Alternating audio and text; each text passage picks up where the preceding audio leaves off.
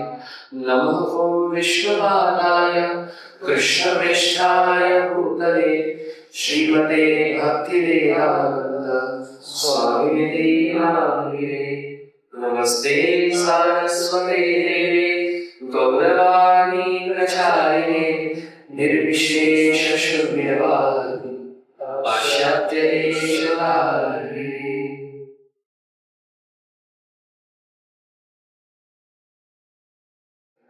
हरे कृष्णा।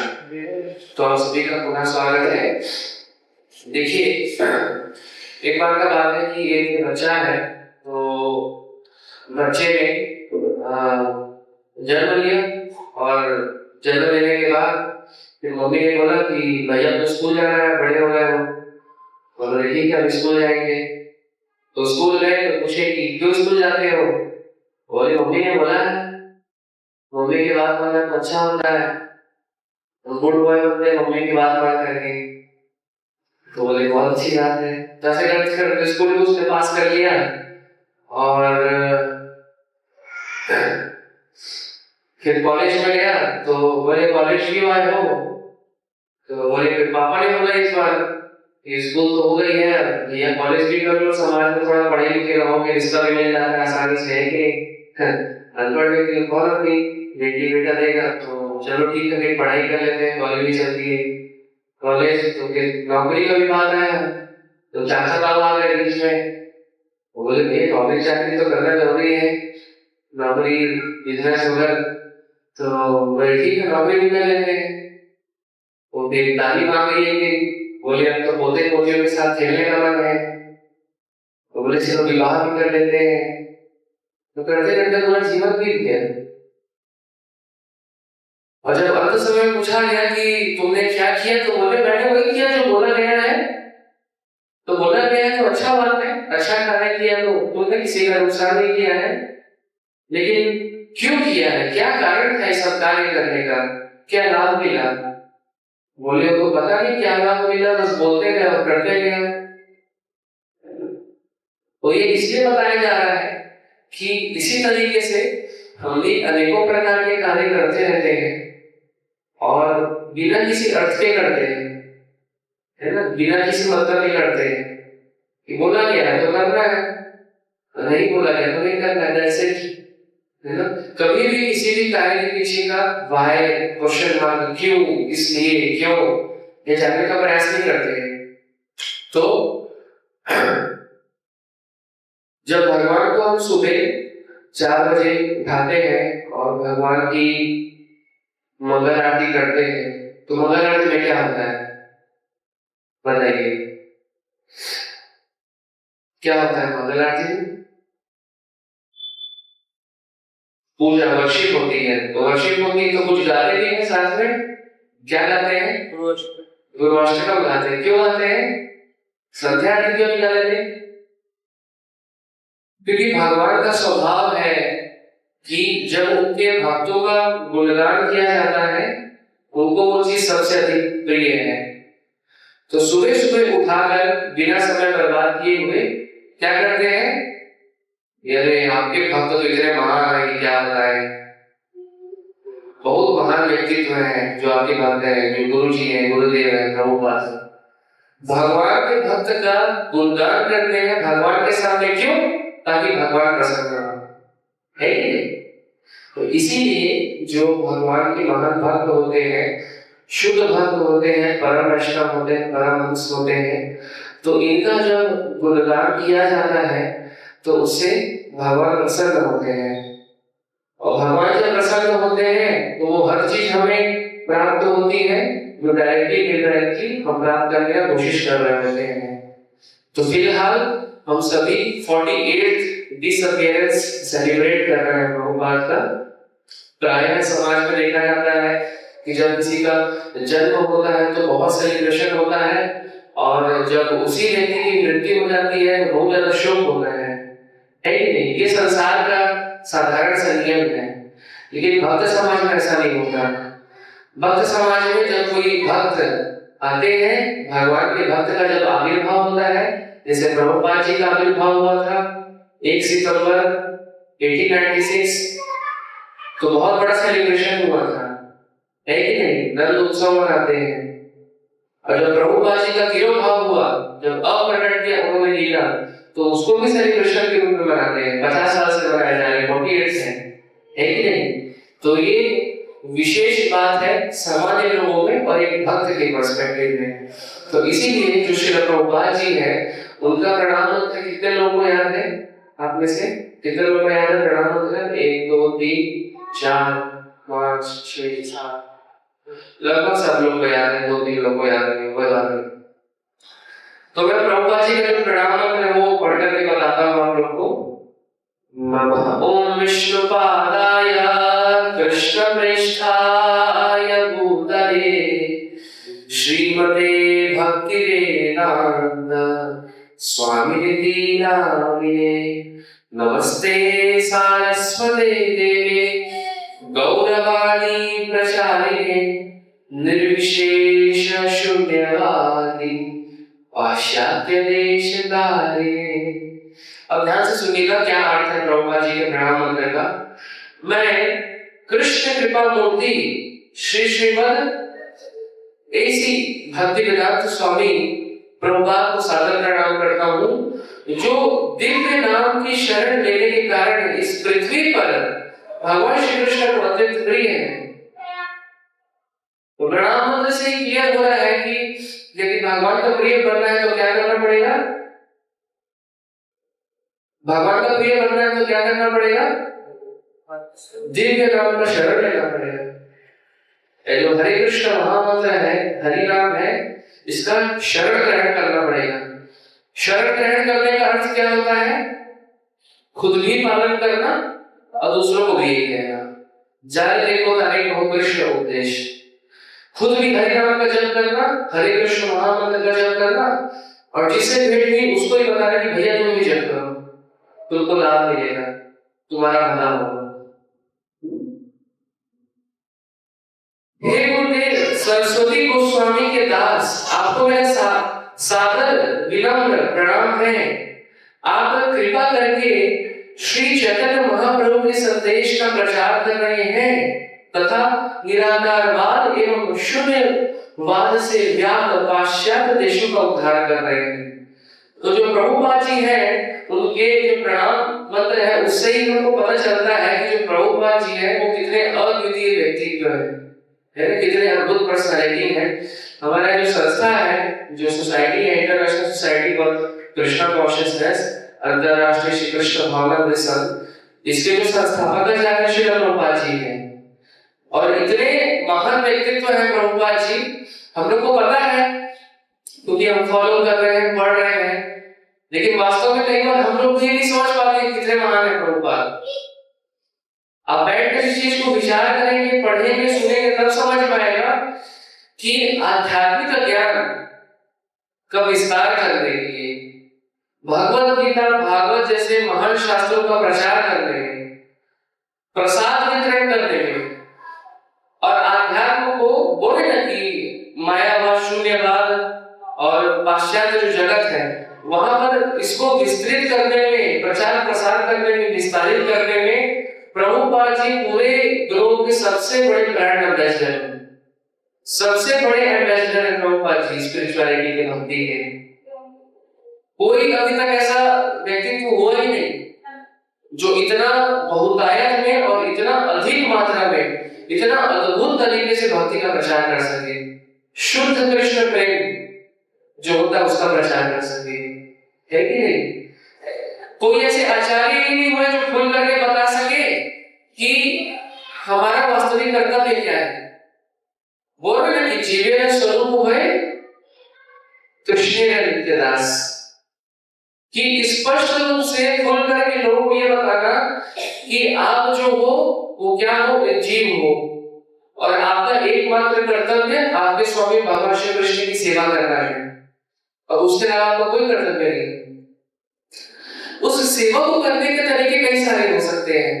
कोई हो सकता है पढ़ाई करके उस चीज को कर रहा है, कोई हो सकता है अधिकारी करके उस चीज को कर रहा है, कोई हो सकता है नौकरी करके, बिजनेस करके, व्यापार करके, कोई हो सकता है प्रवचन करके कर रहा है कि कई सारे तरीके हो सकते हैं उस सेवा को करने के, है ना, जो शास्त्रों में बताए गए हैं।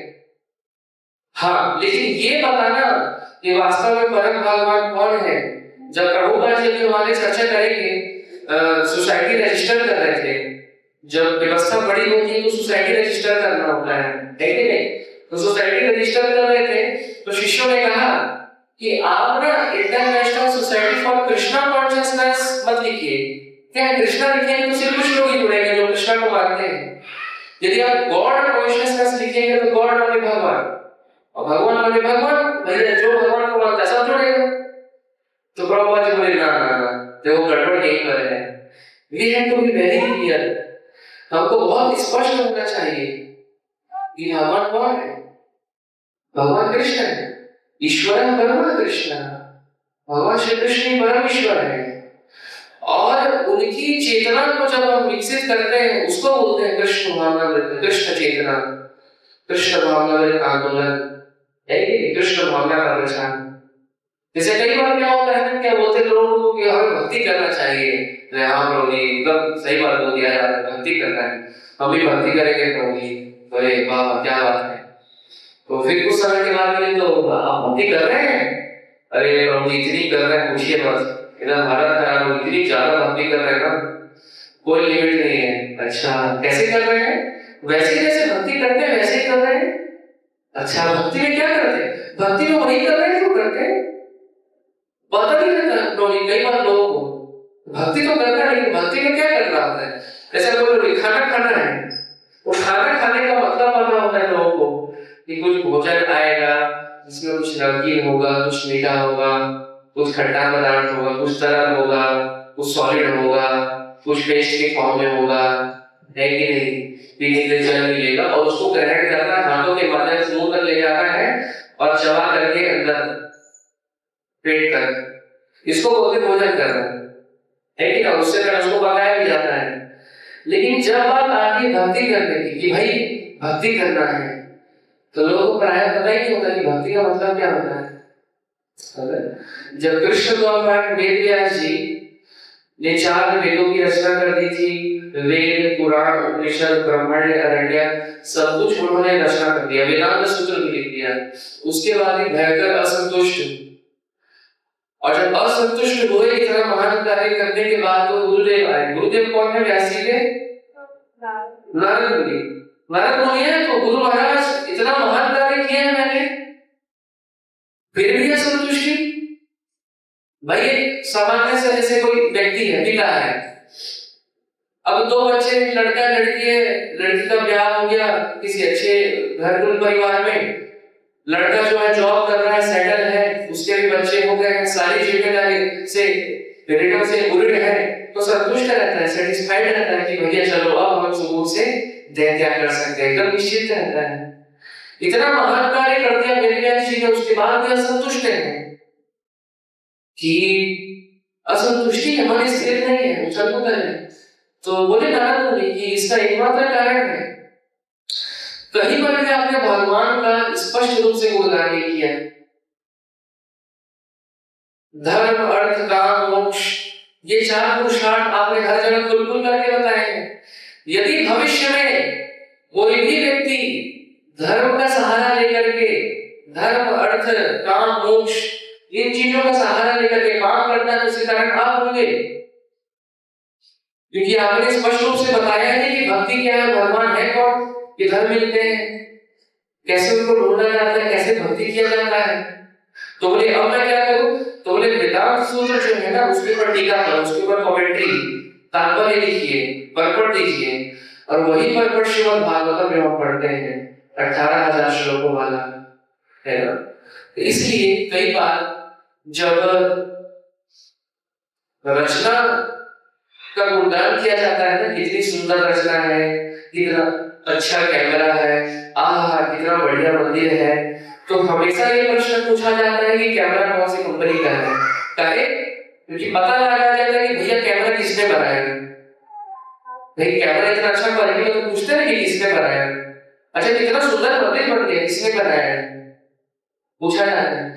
ठीक उसी प्रकार जब हम श्रीमद् भागवतम पढ़ते हैं, भगवद गीता पढ़ते हैं, तो उसके जो रचनाकार है वो तो वेद व्यास जी है, लेकिन वेद व्यास जी से लेकर हमारे समक्ष किसने लाया? वो तो प्रभुपाद जी है। तो इसीलिए प्रभुपाद जी का जो महान चरित्र है, महान व्यक्तित्व है, उसको जानना बहुत जरूरी है ना? क्यों? क्योंकि जब हम गुरु के चरित्र के बारे में जानते हैं, उनकी दिव्यता, उनकी महानता के बारे में जानते हैं, तब क्या होता है? 3 चीजें होती हैं। सबसे पहला चीज होता है कि हम उनको रेस्पेक्ट करते हैं। जब हमको प्रभुपाद जी के बारे में पता चलता है कि प्रभुपाद जी ने क्या किया है समाज के लिए, हमारे लिए पर्सनली, तो हम क्या करते हैं? सबसे पहला काम रेस्पेक्ट करते हैं। दूसरा काम हम उनसे लर्न करते हैं, सीखते हैं। सम्मान करेंगे तो सीखेंगे, बात सुनेंगे, है ना? और जब सीखते हैं ना, तब हमारा भला होता है किसी भी मायने में। ये 3 चीजें होती हैं। तो इसीलिए जो श्रील प्रभुपाद जी हैं, तो श्रील प्रभुपाद जी का जैसे मैंने बताया 1 सितंबर 1896 को उनका जन्म हुआ कलकत्ता में, वेस्ट बंगाल में। और जिस परिवार में प्रभुपाद जी का जन्म हुआ वो पहले से ही भक्त परिवार था। उनके जो पिताजी थे श्रीमान गौर मोहन डे, तो बहुत बड़े भक्त थे भगवान के, भगवान कृष्ण के, राधा रानी के, राधा गोविंदा के बहुत बड़े भक्त थे। भक्त परिवार में प्रभुपाद जी का आविर्भाव हुआ था, जन्म हुआ था। तो प्रभुपाद जी बताते हैं अपने उसमें जो ऑटोबायोग्राफी है, लीलामृत है। अच्छा, आप लोग को एक चीज जानकर के आश्चर्य भी होगा कि प्रभुपाद जी के नाम पर एक गिनीज वर्ल्ड बुक रिकॉर्ड भी है। जानते हैं किस नाम पर है? उनके शिष्य लोग तो कई सारा बनाए जा रहे हैं, उनके शिष्य तो बना ही रहे हैं कई सारा है कि चाहे वो इको विलेज का हो या वो यूथ प्रोग्राम करने का ओडी एडिशन हो, जो भी हो, वो तो शिष्यगण तो बना ही रहे हैं रिकॉर्ड, है कि नहीं? बड़े बड़े रिकॉर्ड प्रभुपाद जी ने सबसे पहला रिकॉर्ड बनाया था। जानते हैं कौन सा है? किसी भी व्यक्ति के ऊपर सबसे ज्यादा जीवनी लिखने का रिकॉर्ड। अगर जीवनी लिखी जा चुकी है प्रभु और वो पब्लिश हो चुकी है मार्केट में, प्रभुपाद जी के जीवन चरित्र के ऊपर उनके जितने शिष्य हैं और भी जो फिलोसोफर्स होते हैं, इंटेलेक्चुअल लोग होते हैं और जो बौद्धिक लोग होते हैं, वैज्ञानिक लोग होते हैं, जब उनको पता चला प्रभुपाद जी के बारे में प्रभुपाद जी है कौन, तो उन्होंने उनके ऊपर लिखा है। तो सबसे ज्यादा किसी व्यक्ति के ऊपर जो बायोग्राफी लिखी हुई है प्रभुपाद जी है और रिकॉर्ड है प्रभुपाद जी का। तो प्रभुपाद जी बताते हैं ये प्रभुपाद लीलामृत में कि मेरे जो पिताजी थे गौर मोहन डे, उनका तो व्यापार कपड़ा का था, लेकिन वास्तव में देखा जाए ना तो उनका मुख्य व्यापार साधु संत की सेवा करने का था। क्योंकि हर दिन जब दोपहर शाम को लौट कर आते थे पिताजी, तो 4 संतों को पकड़ के ले आते थे घर में और उनको भोजन कराते थे, पाठ प्रचार करते थे, सेवा करते थे, बैठ के थोड़ा चर्चा करते थे भगवान के बारे में। और जब वो जाने के लिए होते थे तो उनसे एक ही प्रार्थना करते थे कि ये मेरा पुत्र है अभय चरण, अभय चरण नाम था प्रभुपाद जी का, अब इसको आशीर्वाद दीजिए कि ये राधा रानी का भक्त बने। आपसे सिर्फ यही प्रार्थना है कि आप इसको आशीर्वाद दीजिए कि राधा रानी का भक्त बने, है कि नहीं? तो यही प्रार्थना करते थे जो पिताजी थे गौर मोहन डे।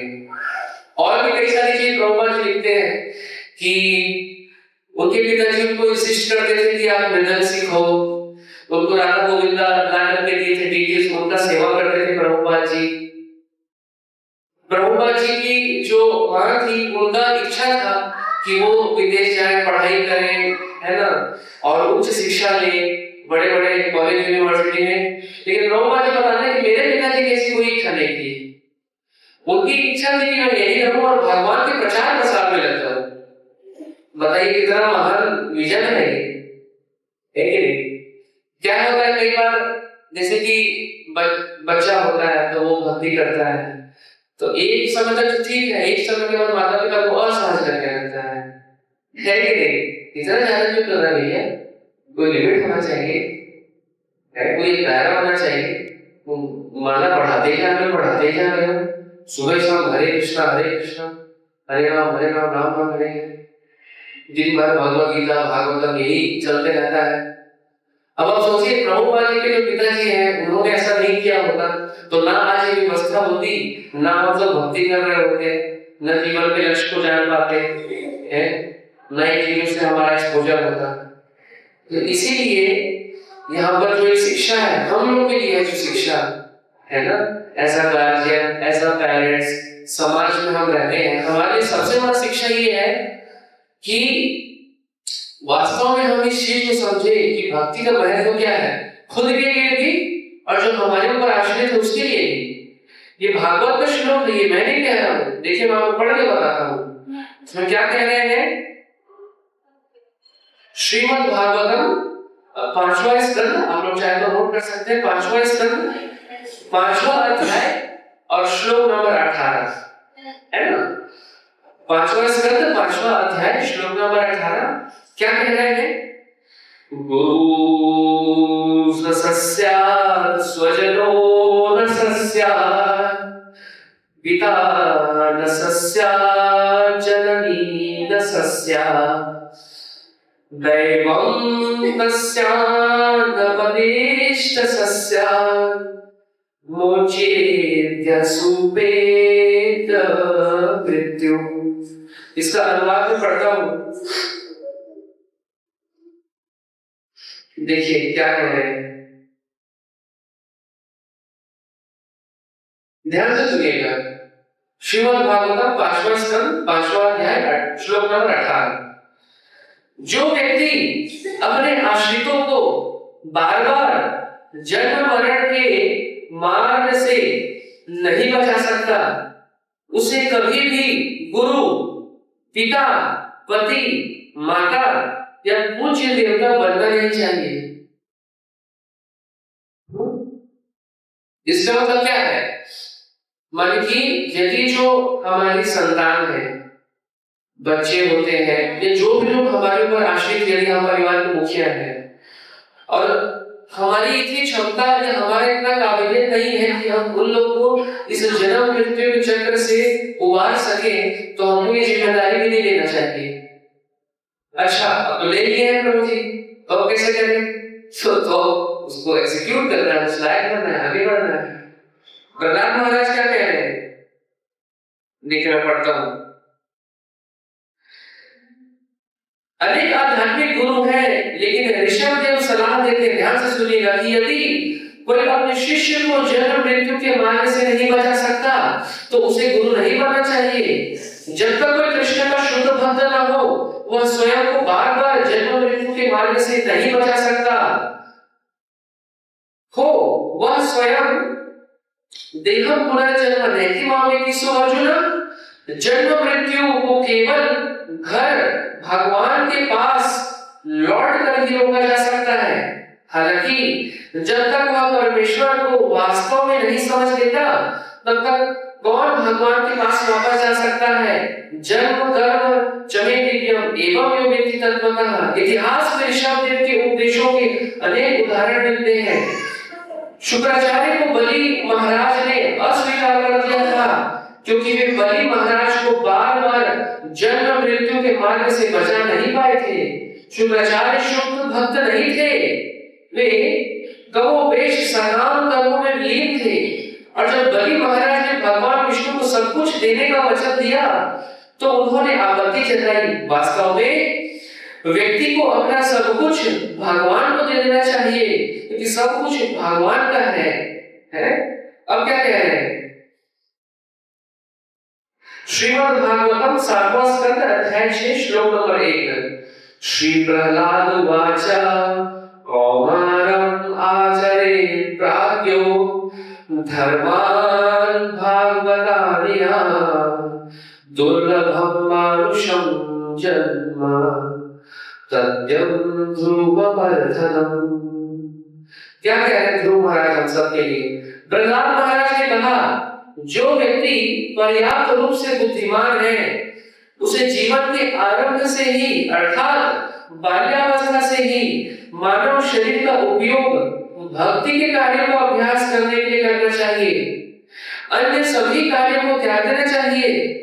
मानव शरीर अत्यंत दुर्लभ है, और यद्यपि यह अन्य शरीरों की तरह अस्थायी है, फिर भी यह सार्थक है, क्योंकि मानव जीवन में व्यक्ति भक्ति कर सकता है। थोड़ी सी भी सच्ची भक्ति सेवा व्यक्ति को पूर्ण सिद्धि प्रदान कर सकती है। देखिए कितना अद्भुत बात बोल रहे हैं। ये बात और कहीं नहीं बोला जाता। जैसे आपको आईएएस बनना है, कलेक्टर बनना है, तो ये नहीं बोलेंगे अरे थोड़ी सी पढ़ाई भी आपको महान अधिकारी पद प्राप्त करवा सकती है। ना ना ना, बोले हाँ हमने तो प्रीलिम्स क्लियर कर लिया था, तो पर्याप्त होगा। हाँ सर आइए बैठिए कुर्सी पे। ना भैया, अपनी भी क्लियर करो, मेंस भी लिखो, फिर इंटरव्यू भी दो, उसके बाद आपकी ट्रेनिंग भी होगी, उसमें भी पढ़ना पड़ेगा, फिर आप अधिकारी बनते हैं। लेकिन एकमात्र कल हम एक जगह गए थे कार्यक्रम के लिए, वहां श्रीमद् भागवतम स्थापना था, श्रीमद् भागवतम का इंस्टॉलेशन था, तो कार्यक्रम था शारदा नगर में। तो वहां इसी चीज के ऊपर चर्चा हो रही थी कि एकमात्र इस संसार में भगवान की भक्ति ही एक ऐसा विकल्प है, एक ऐसा मार्ग है जिसमें कोई भी नुकसान नहीं है। नो लॉस एट ऑल, कोई नुकसान नहीं है, सुई की नोक के बराबर भी नुकसान नहीं है। कई बार लोग जैसे किडनी का प्रॉब्लम है, दवाई खाते हैं, लीवर खराब हो जाता है, लीवर ठीक करने के लिए दवाई खाते हैं, फेफड़े खराब हो जाते हैं, फेफड़े के लिए दवाई खाया तो चेस्ट में दर्द कर रहा है, हार्ट प्रॉब्लम हो गया, हृदय रोग के विशेषज्ञ के पास चलो। तो हर चीज का साइड इफेक्ट होता है। एकमात्र इस संसार में, इस पूरे ब्रह्मांड में भक्ति ही एक ऐसा विकल्प है, एक ऐसा मार्ग है जिसका कोई साइड इफेक्ट नहीं, कोई नुकसान ही नहीं है, कुछ नुकसान नहीं। चाहे आप भक्ति जानबूझ कर कीजिए या गलती से कर दीजिए, जाने में अनजाने में। और ये मैं नहीं बोल रहा हूं, मेरी बात मत मानिए, भगवान की बात मानिए। भगवान क्या बोल रहे हैं? भगवद गीता दूसरा अध्याय श्लोक नंबर 40, नेहाभिक्रमणा शोस्ति प्रतिवायो न विद्यते स्वल्पमप्यस्य धर्मस्य त्रायते महतो भयात्। है कि नहीं? कई बार क्या होता है कि व्यक्ति जीवन भर मेहनत करता है, पढ़ाई करता है, सब कुछ करता है, वो बहुत धन इकट्ठा कर लेता है और सोचता है ये धन मेरी रक्षा करेगा, लेकिन वो धन उसकी रक्षा नहीं कर पाता। आप में से कितने लोग माइकल जैक्सन का नाम सुने? आपने सुना माइकल जैक्सन का नाम? जानते कौन था? कौन था माइकल जैक्सन? है बहुत सिंगर था, बहुत बड़ा। उसके पीछे लोग ऐसे दीवाने थे कि जब वो लाइव कॉन्सर्ट करता था ना, तो कई बार वो यूरिन पास कर देता था लाइव कॉन्सर्ट में, और लोग बड़े खुश हो जाते थे। अंधभक्त, पागलपंथी, इतना भयंकर पागल थे लोग उसके लिए, पता नहीं क्यों। बढ़िया डांस करता था इसलिए। तो जो माइकल जैक्सन है, उसने ऐसा सोचा था कि मैं 100 साल तक जिंदा रहूंगा, मैं 100 साल तक जीवित रहूंगा, पैसे रुपये की कोई कमी है नहीं, सोर्स में कोई कमी है नहीं। तो हर समय ना 10, 12, 20, 25 डॉक्टरों की टीम उसके साथ घूमते रहती थी। किसी भी समय शरीर का कोई भी अंग खराब हो जाए, जैसे कभी हार्ट में प्रॉब्लम आ गया, भाई डांस कर रहा है, कुछ भी हो गया है, हार्ट में प्रॉब्लम आ गया, तो एक डोनर घूमते रहता था हार्ट का, तुरंत बैंक में ले जाएंगे, उसको लिटाएंगे, इसको लिटाएंगे, उसका हार्ट ठीक खाली कैसे लगाएंगे। उसने आदमी खरीद रखा था, ये ऑर्गन दान देने के लिए आदमी खरीद रखा था, शरीर का हर एक ऑर्गन, हर एक व्यवस्था। आपको पता है वो 50 साल का उम्र में पूरा नहीं कर पाया। ऐसे ही एक हॉलीवुड में बहुत बड़ा सुपरस्टार था, आखिरी समय आया तो आईसीयू में था, इधर भाई, तो वह रिपोर्टर बोले कि सर आप बहुत बड़े इन्फ्लुएंशियल व्यक्ति हैं, लोग बहुत फॉलो करते हैं आपको, बहुत ज्यादा मानते हैं, तो आप कुछ बताइए ब्रो के लिए। तो जानते हो उसने क्या कहा? उसने बोला कि यदि मैं भगवान में नहीं मानता, यदि भगवान होते हैं तो भगवान से मेरी यही प्रार्थना है कि इस संसार में सभी लोगों को ना सारी सुख सुविधाएं दीजिए। बोले आप तो बड़े भले और अच्छे इंसान निकले, कितना अच्छा आप बोल रहे हैं। तो बोले भला और अच्छा का बात नहीं है, जब लोगों को सारी सुख सुविधाएं, धन संपत्ति, ऐश्वर्य, यश, शौर्य मिल जाएगा ना, तब उनको पता चलेगा ये उनके किसी काम करेंगे। ये उसने बताया, मरता वो व्यक्ति झूठ नहीं बोलता कम से कम, है कि नहीं? तो इसीलिए जो प्रहलाद महाराज कह रहे हैं हमारे भले का बात है ना। श्रीमद् भागवत के 11वें स्कंद में भी इस बात को कहा जा रहा है, लब्ध्वा सुदुर्लभमिदं बहुसंभवान्ते मानुष्यमर्थदं नित्यं पीयधीरः तुर्णं यतेतना पदेन मृत्युयावन्नि श्रेयसाय विषया खलु सर्वथा स्यात्। भक्ति सिद्धांत महाराज श्री प्रभुपाद जी के गुरु महाराज है। 1918-19 में, आज से 100 साल से भी पहले उन्होंने कहा था कि जो कृष्ण भावना में थे ये इमरजेंसी है। इमरजेंसी का मतलब पता है आप लोगों को? एक बार लगा भी था इंदिरा गांधी जी के समय में, इमरजेंसी जब लगती तो कुछ नहीं होता है, सब रोक दिया जाता है, जो कार्य है सिर्फ वही कार्य किया जाता है, सिर्फ एक उद्देश्य, पूरे देश का एक उद्देश्य होता है। भक्ति सिद्धांत महाराज ने कहा था कि जो आंदोलन है इमरजेंसी है। क्यों? क्योंकि हो सकता है किसी कारण से, हो सकता है हम उतने मैच्योर नहीं है या हम उतने जिम्मेदार नहीं है, उतने समझदार नहीं है, इस कारण से हम इस भक्ति की तीव्रता को नहीं समझ पा रहे हैं, इसकी इम्पोर्टेंस को नहीं समझ पा रहे हैं। लेकिन वास्तव में सिर्फ यही जो भक्ति है, ये जो भक्ति का मार्ग है ना, यही हमको बचाएगा और कोई नहीं हमारा रक्षा कर सकता। और यही प्रभुपाद जी को शिक्षा मिला था, इसीलिए प्रभुपाद जी इस तरीके से उन्होंने कार्य किया। तो जो प्रभुपाद जी हैं तो उनकी शिक्षा स्कॉटिश चर्च कॉलेज में हुई। उस समय अंग्रेजों का शासन था, ब्रिटिश रूल था, तो स्कॉटिश चर्च कॉलेज में प्रभुपाद जी पढ़ा करते थे और वहां पढ़ने के कारण प्रभुपाद जी अंग्रेजी में बड़े दक्ष थे, बहुत he was very expert in English language. जब वो अंग्रेजी बोलते थे तो जो अंग्रेज होते थे ना डिक्शनरी निकाल के देखते थे, ये क्या बोल रहे हैं, इतने ज्यादा एक्सपर्ट थे अंग्रेजी और दूसरे डिबेट तर्क वितर्क बड़े दक्ष थे एकदम। तो इस तरीके से प्रभुपाद जी ने अपनी पढ़ाई की। गांधी जी के मूवमेंट में भी थोड़े समय तक जुड़े हुए थे प्रभुपाद जी, और जब अवज्ञा आंदोलन वगैरह चल रहा था तो उसके तहत प्रभुपाद जी ने अपनी डिग्री भी अस्वीकार की थी, उन्होंने ली नहीं थी अपनी डिग्री। एक समय की बात है, इस तरीके से 1922 का समय आया और 1922 में सबसे पहले श्री प्रभुपाद जी की भेंट हुई किनसे? भक्ति सिद्धांत महाराज से, जो आगे जाकर के उनके गुरु महाराज बने। तो कलकत्ता में उस समय ना भक्ति सिद्धांत महाराज मतलब कई सारे गौड़ीय मठों की स्थापना करते थे और प्रचार प्रचार में बहुत जोर शोर से लगे हुए थे। उनको नायक गुरु बोला जाता है, इतने जोर शोर से वो कृष्ण महाराज का प्रचार कर रहे थे।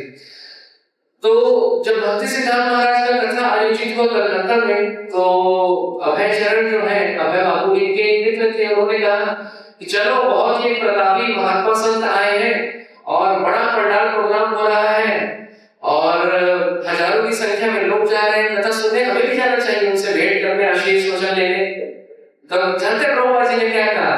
तो बोले ना, मैं नहीं जाता, मैंने बहुत साधु संत देखे हैं, बचपन से देखता आ रहा हूँ, देखी 4-5 देखता हूँ, मैं इंटरेस्टेड नहीं उस चीजों में, मैं नहीं जाऊंगा। तो बोले कि ये कैसा बात कर रहे हो, ये उन जैसे नहीं है, ये बहुत ही स्पेशल है, इज वेरी स्पेशल। बोले स्पेशल कुछ नहीं होता है, मैं जानता हूँ सबको। कई बार होता है लोग ऐसा क्या है तो ऐसे ही है, दिस इंटरेस्ट रहता है अरुचि। फिर भी प्रभुपाद जी लीलामृत में लिखते हैं कि जेन्युइनली उनका जो मित्र था उन्हें खींच करके उस सभा में ले गया, खींच करके प्रभुपाद जी उस सभा में ले गए।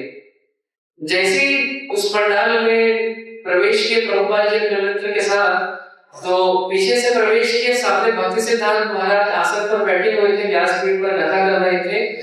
और जैसे ही उन्होंने अभय चरण अभय बाबू को देखा, पहली बार भेंट हो रही थी, लेकिन भक्ति सिद्धांत महाराज ने कहा कि आप इतने दक्ष हैं अंग्रेजी में, इस भागवत धर्म का प्रचार विदेश के भूमि में जाकर क्यों नहीं करते?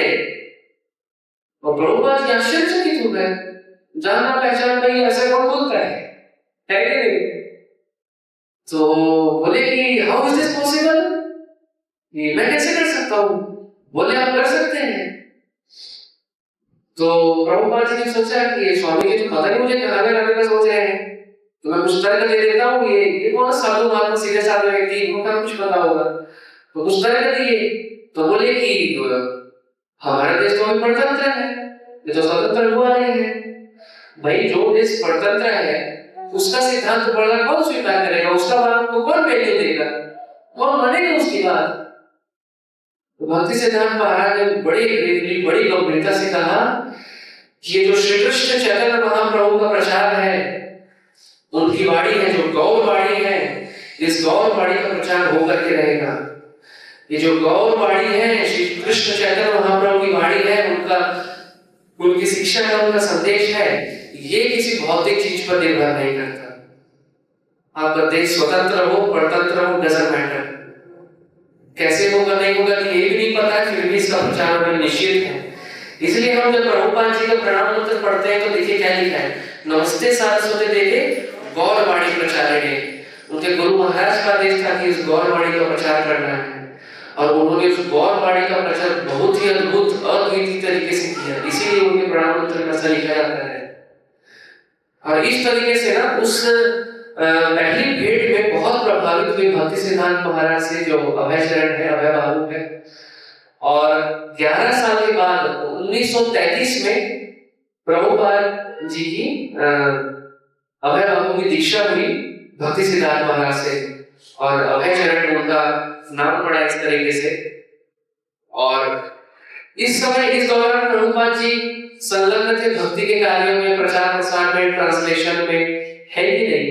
इसमें एक चीज और हमको समझना चाहिए, कई बार ना क्या होता है कि जैसे कुछ लोग भक्त बन जाते हैं, है कि नहीं, भक्ति में आ जाते हैं, माने कि भक्ति ही करने लगते हैं और कोई कार्य नहीं करते हैं, तो बड़ा असहज महसूस होता है घर में, परिवार में, रिश्तेदार में, समाज में, सोसाइटी में, है ना। बड़ा असहज महसूस होता है लोगों को कि अरे इतना पढ़ाया लिखाया क्या काम का है, कोई काम का कुछ मतलब का नहीं हुआ, पापा जी बन गए, महाराज जी बन गए। लेकिन वास्तव में ये जो चीजें हैं ये हमारे हाथ में नहीं होती है। ये जो चीजें हैं, ये जो चीजें हैं कि भगवान की सेवा में कौन जाएगा, कौन भगवान की सेवा स्वीकार करेगा, ये भगवान स्वयं निर्धारित करते हैं। प्रभुपाद जी तो नहीं जा रहे थे भक्ति सिद्धांत महाराज से मिलने, क्यों खींच कर उनको ले गया, और खींच करके ले गए तो आज देखिए प्रभुपाद जी ने क्या कर दिया। ये तो हम सब कहाँ होते हैं, हम सब भी वही सारे अनर्थ के कार्य कर रहे होते जो लोग कर रहे हैं इस संसार में वास्तव में, है कि नहीं। तो इसीलिए सब कुछ भगवान के हाथ में होता है। हमारे हाथ सिर्फ दो चीजें हैं, प्रे एंड प्रैक्टिस। हमको प्रार्थना करना है और प्रयास करना है भक्ति का, सेवा का, और भी जो कर्तव्य है हमको जो इस समय दिया गया है, जिस भी सिचुएशन पे। तो प्रभुपाद जी ना भगवत गीता ट्रांसलेट किया करते थे, काफी उन्होंने कार्यक्रम भी लिया था। तो एक बार का बात है, जब उस समय विवाहित जीवन में थे प्रभुपाद, और जब घर लौटे तो वापिस कार्य प्रारंभ करना था, कंटिन्यू करना था, तो ढूंढने लगे कि भाई वो कृति कहाँ है जो मैंने लिखकर तैयार की थी। तो पूरा घर छान मारे तो मिला ही नहीं। तो उनकी जो पत्नी थी उनका नाम राधा रानी था। तो पूछे राधा रानी वो है किधर, भगवत गीता में लेखन कर रहा था, ट्रांसलेट कर रहा था, तात्पर्य कर रहा था, उसकी प्रति मिलने के लिए काफी कार्य हो चुका था, मुझे आगे बढ़ाना उस कार्य को। बोले मुझे क्या पता, बोले भाई ऐसे कैसे पता, तो आप देखो ध्यान से। तो मैं बहुत पूछने पर उन्होंने बताया वो तो मैंने भंगार वाले को दे दिया। बोले क्या, ऐसे कैसे दे दिया। तो मैंने कहा एक्चुअली क्या है ना कि वो अंग्रेज बताते हैं कि चाय जो होती है ना, चाय सेहत पे बहुत अच्छी होती है, और बाटर सिस्टम चलता था, कुछ सामान दे करके कुछ ले लीजिए, तो काफी सारा कागज होता था, दे दिया, थोड़ा चाय पर भी ले लिए। तो यहाँ पे नहीं चाय लोग बात कर खराब बोले तो क्या चाय के चक्कर में प्रभुपाद ने बोला टी और नी, या तो चाय को चुनो या मुझे चुनो। तो उन्होंने बोल दिया टी, वह काज। तो प्रभुपाद जी फिर उसी समय चल दिए घर से, और उसमें लिख रहे हैं कि जब 1950 में जब प्रभुपाद जी 54 वर्ष के थे, तब उन्होंने जो वैवाहिक जीवन है उससे रिटायरमेंट लिया, और उसके 4 वर्ष के बाद उन्होंने वानप्रस्थ जीवन स्वीकार किया, जो आश्रम है वानप्रस्थ। और 1959 में उन्होंने क्या स्वीकार किया? संन्यास स्वीकार किया श्रील प्रभुपाद जी ने। इस दौरान प्रभुपाद जी ना वृंदावन में रहते थे और बहुत ही मार्मिक, और जब इन चीजों को सुनते हैं समझते हैं तो बहुत पीड़ा भी होता है कि नहीं। और हमको पता चलता है कि वास्तव में इतने सच्चे लोग भी होते हैं क्या संसार में, जो निस्वार्थ रूप से दूसरों के लिए तरह रिश्ते सहते हैं? तो इसका उत्तर है हाँ, ऐसे लोग होते हैं और वो वास्तव में भगवान के भक्त होते हैं, बहुत बड़े चढ़े भक्त होते हैं। इसीलिए चैतन्य चरितामृत में कह रहे हैं कि जो भगवान का सच्चा भक्त है, एक वैष्णव है, हरि का भक्त है, उसको चैन तभी मिलेगा जब इस संसार के लोग भक्त बन जाएंगे। जब तक इस संसार के लोग सारे के सारे लोग भक्त नहीं बन जाते, भक्तों को चैन नहीं मिलेगा। वो संडे प्रोग्राम करेंगे, ट्यूसडे प्रोग्राम करेंगे, इधर कीर्तन करेंगे, उधर कीर्तन, उसको बुक पकड़ाएंगे, उसको बोलेंगे आप बुक स्पॉन्सर करो, ये करो, वो कुछ ना कुछ करते रहेंगे, रेस्टलेस कुछ ना कुछ करते रहेंगे। और जब सब लोग भक्त बन जाएंगे तब वो बोलेंगे आओ अब आराम करते हैं, लेकिन आओ अब बैठ करके साथ भजन करते हैं, कीर्तन करते हैं, अब रेस्ट करते हैं, अब हमारा कार्य होंगे। ये वास्तविक साधु का पहचान होता है। वास्तविक जो साधु होता है वो भगवान के आदेश को पूरा करने के लिए, जो कि है जारे देखो तारे को कृष्ण उपदेश, भारत भूमि को महिला मनुष्य जन्मजार। भारत भूमि जिसने भी मनुष्य का जन्म स्वीकार किया है, जन्म सार्थक करी कर परोपकार। उसके लिए 2 आदेश है भगवान का, चाहे हमें पता है नहीं पता है, हमारे लिए 2 आदेश है। जब तक पूरा नहीं करेंगे तब तक आना पड़ेगा इस संसार में। पहला आदेश है जन्म सार्थक करी, खुद का जीवन सार्थक करना है। कैसे? भक्ति को अपना करके, भगवान का भक्त बन करके, भगवान का सेवक बन करके, भगवान के सेवकों का सेवक बन करके। अच्छा, उसके बाद काम पूरा हो गया? नहीं, 50% हुआ। प्रभुपाद जी कहते थे कि यदि हम प्रचार भी करते हैं तो हम भक्ति योग का 50% पालन कर रहे हैं, हम 50% भक्ति कर रहे हैं, 50% अपने को पता ही नहीं। जब अपना जीवन सार्थक हम करने के लिए समझ गए, जीवन सार्थक कर रहे हैं, विधि विधानों का पालन, नियम भजन साधन भक्ति में लगे हुए हैं, तो क्या करना है? कर परोपकार।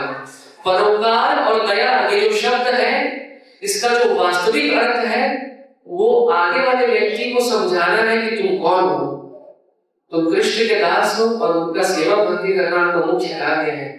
यही सबसे बड़ा दया है, यही सबसे बड़ा धर्मार्थ सामाजिक कार्य है। हाँ, ये जरूरी है कि कोई आवश्यकता में है, कोई गरीब है, कोई जरूरतमंद है, उसको हम पैसे दे देते हैं, भोजन दे देते हैं, इलाज करवाते हैं, पहनने के लिए वस्त्र देते हैं, रहने के लिए मकान देते हैं, दैट्स गुड, वो बहुत अच्छा बात है, आपको कुछ नहीं मिलेगा। लेकिन आपको पता होना चाहिए वो परमानेंट काम नहीं है, वो परमानेंट चीज नहीं है कि नहीं? जैसे कि सूर्य है, तो सूर्य में कभी गैस नहीं भरना पड़ता, अनंत काल से चल रहा है, आवश्यकता पूरी होगी, अनंत काल तक चलता रहेगा। एक घर का जो गैस सिलेंडर है, हर 15-20 दिन में महीने में खत्म हो जाता है, फिर भरा लो, फिर भरा। तो वैसा ही काम है, लोगों को भौतिक तरीके से सहायता करना ये बहुत अच्छा बात है, लेकिन क्षणिक है। परमानेंट समाधान है हरि नाम देना, उनको ये समझाना कि उनका वास्तविक स्वरूप और उनका वास्तविक घर कहाँ है, वास्तविक स्थान, वास्तविक कार्य जिम्मेदारी क्या है। तो इस तरीके से जो श्रील प्रभुपाद जी हैं, राधा दामोदर मंदिर वृंदावन में रहा करते थे। और मीनवाइल जो 1947 में भारत को आजादी मिली है, 1947 में जो गौड़ी वैष्णव सोसाइटी है, गौड़ी वैष्णव संप्रदाय, तो उन्होंने देखा कि प्रभुपाद जी की दक्षता बहुत है वैदिक शास्त्रों में, लेखन में, तो भक्ति वेदांत की उपाधि से उन्होंने प्रभुपाद जी को नवाजा है कि नहीं। और राधा दामोदर मंदिर में प्रभुपाद रहते थे, श्रीमद् भागवतम की रचना करते थे, लेखन करते थे। तो 1922 से लेकर के 1965 तक प्रभुपाद जी ने भारत में बहुत अथक प्रयास किए प्रचार प्रसार के लिए। 44 इयर्स निरंतर प्रचार प्रसार हो, भक्त बने लोग, चैतन्य महाप्रभु के इस आंदोलन से जुड़े, इस संदेश को स्वीकार करें, प्रभुपाद जी प्रयास करते रहे। लेकिन उतनी कुछ खास सफलता मिली नहीं।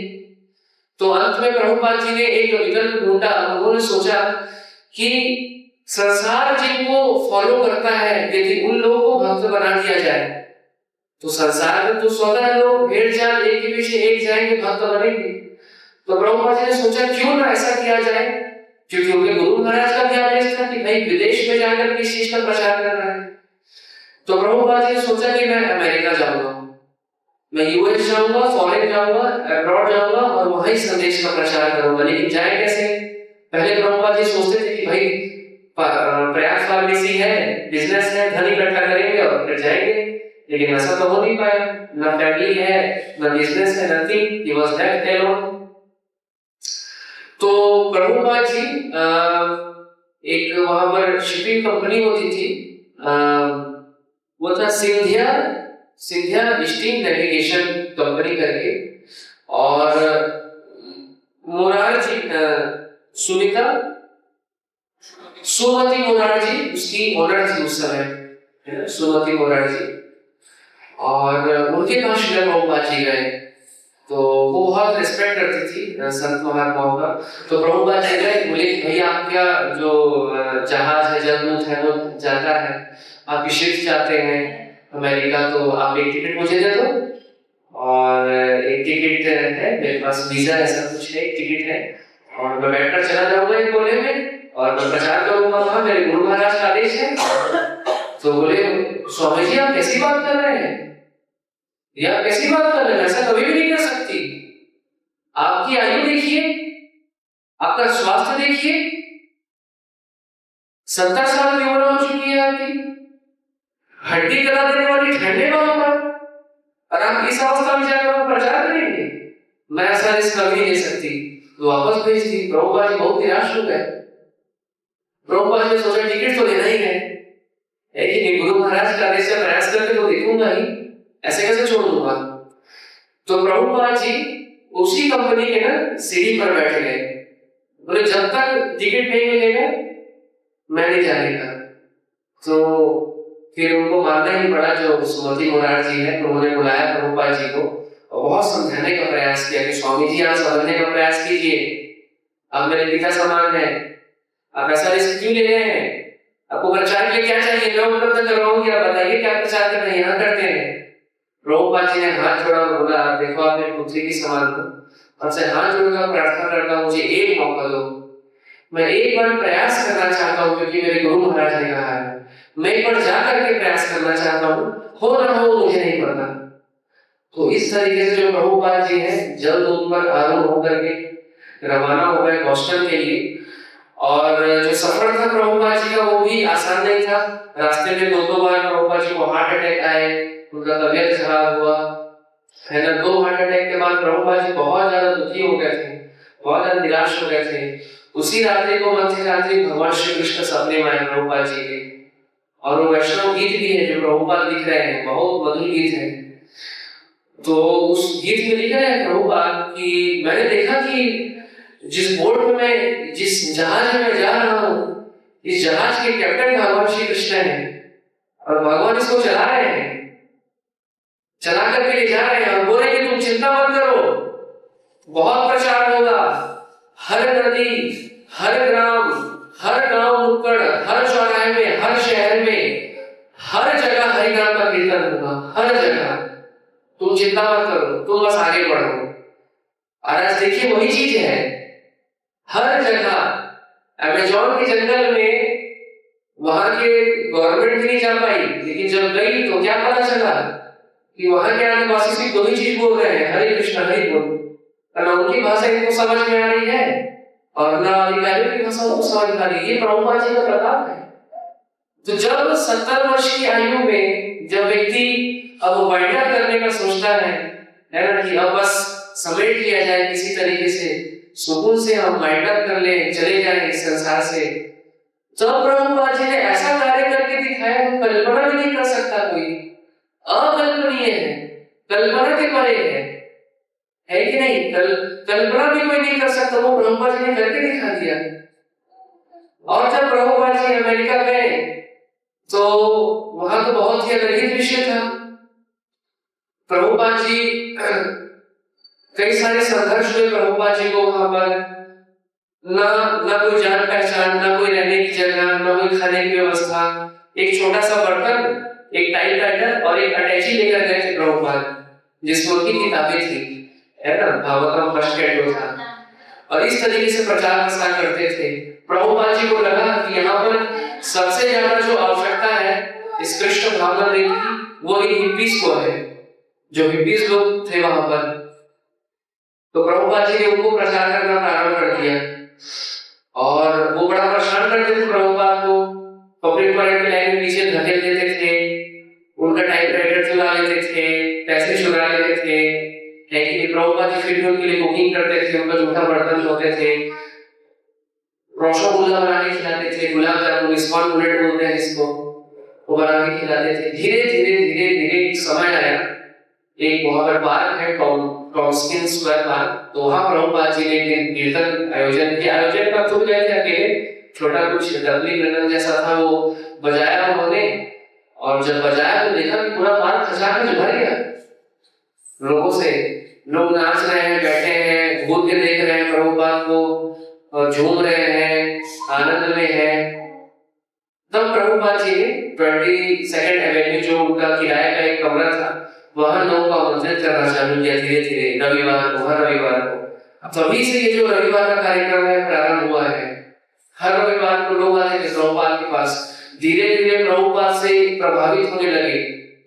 धीरे धीरे अब देखिए, जब एक बच्चा होता है ना, और वो एकदम नादान होता है, इनोसेंट, उसे कुछ नहीं पता दुनिया संसार, खाना कहाँ से मिलेगा, पेट कैसे भरेगा, कपड़ा कहाँ से मिलेगा, सब माता पिता अरेंज करके देते हैं।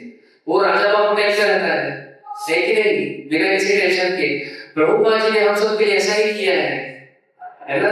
तो जो लोग सारे प्रकार के नियमों का उल्लंघन करते थे, सारे प्रकार के नियमों की अवहेलना करते थे, उन लोगों को इतना ऊंचा उठा दिया प्रभुपाद ने भक्ति के स्तर पे कि आज वो लोगों को भक्त बना रहे हैं, लोगों के पाप स्वीकार कर रहे हैं, उनका जीवन का उद्धार कर रहे हैं।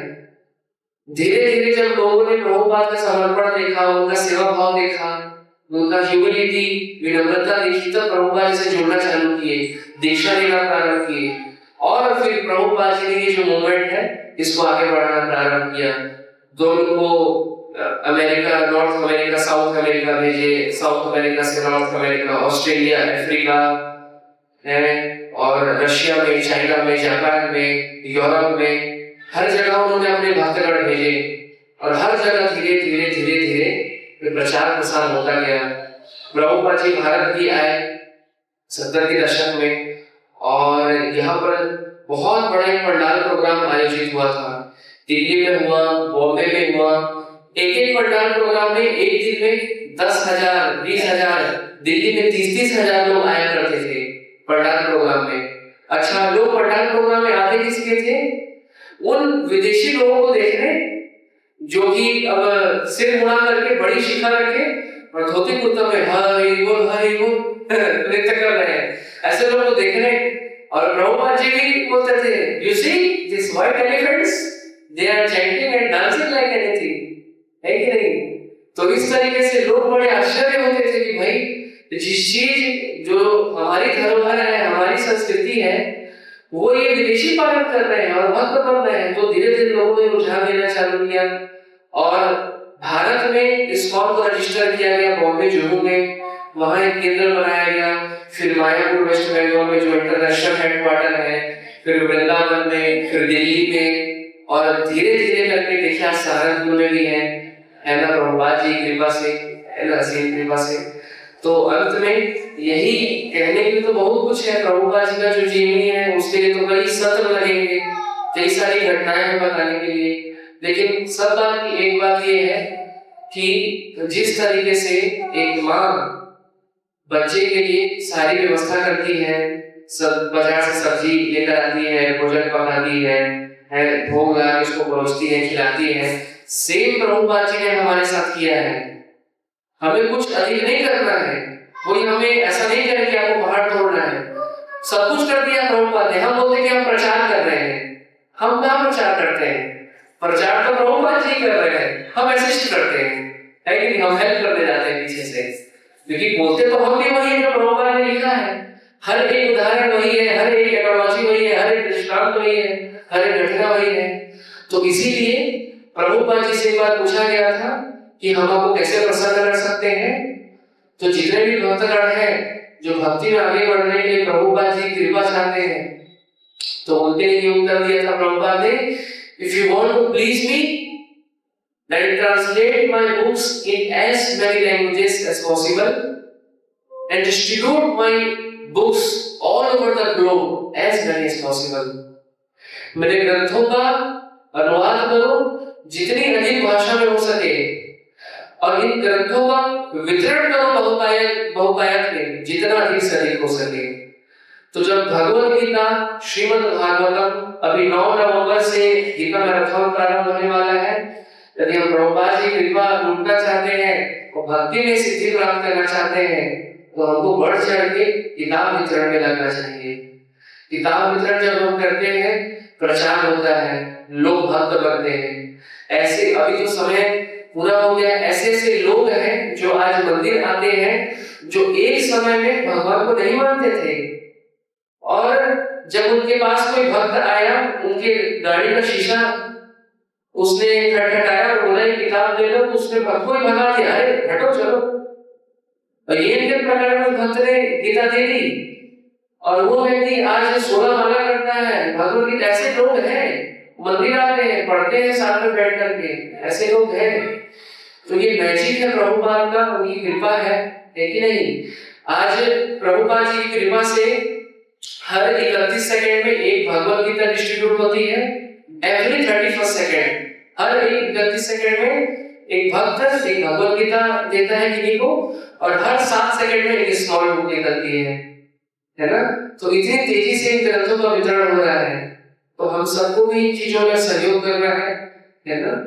तो हम सब जो प्रभुपाद जी का 48 डिसअपियरेंस है, इसमें प्रभुपाद जी से ही प्रार्थना करेंगे कि हम सब भक्ति में और दृढ़ बने और प्रचार प्रसार में लगे, उन्हें ग्रंथों का अधिक से अधिक वितरण करें, नाम जप में हमारी रुचि हो, शास्त्र अध्ययन में हमारा मन लगे और भगवान की सदैव सेवा और भक्ति में हम पूर्ण रूप से लग रहे।